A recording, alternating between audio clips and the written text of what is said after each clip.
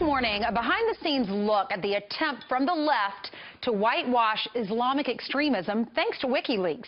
In an email in the wake of the San Bernardino shooting, John Podesta, who works for Hillary Clinton over her campaign, he comments on MSNBC's Chris Hayes' reporting. He wrote, Chris Hayes put on Twitter, he said, well, he talked about the San Bernardino shooter, and he just put that out on Twitter, said the guy's name, which was Saeed Farouk.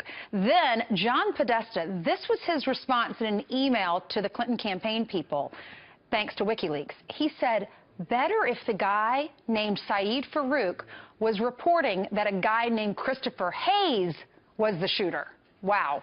Fox News contributor and U.S. Army veteran Pete Hegseth joins us now to talk about this. That was pretty shocking this morning when I read it. Shocking, but incredibly revealing and telling of the absolute mindset of the left. When something like this happens, they want to do anything possible to deny that it would have any tie whatsoever to Islam, Islamism, and they certainly won't use that word. It all draws back to the president. It all draws back to this left-wing ideology. It's a postmodern, sort of secular, this view of the world that nobody could be so motivated by religion or ideology that they would kill people for that cause. So let's not even talk about it and pretend it doesn't exist. That's not the truth. So why are they pretending it doesn't exist? Like the left not trafficking in truth? I mean, they're trying to cover it up because they've got a different view of mankind and of the future that doesn't comport with it. I mean, I will say this, if we're all honest, the minute a shooting happens, we say, okay, who's this going to be? Are we going to have a debate about guns, or are we going to have a debate about radical Islam?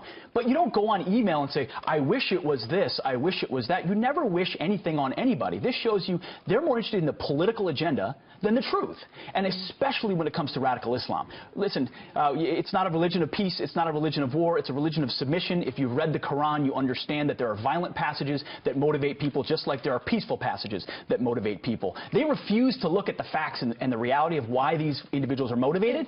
Instead, they do politics. Why not say, listen, we're not talking about the entire religion. These are the radicals. We cannot allow these radicals to come into our country. Yet Hillary Clinton she wants to bring in 65,000 Syrian refugees into this country, even though she has said you can't vet them. Remember, she said that 3 years ago. It's of course, because they won't see the threat. They refuse to see the threat. You help the moderate Muslims when you call out the radical Muslims. When you pretend like there aren't radical Muslims, then they all get lumped together. You're actually discriminating. And you know what? Who cares whose name it is? Saeed Farouk or Christopher Hayes? It doesn't matter. If they're motivated by radical Islam, that's what matters. That's the problem. That's right. Thank you, Pete. Thank you.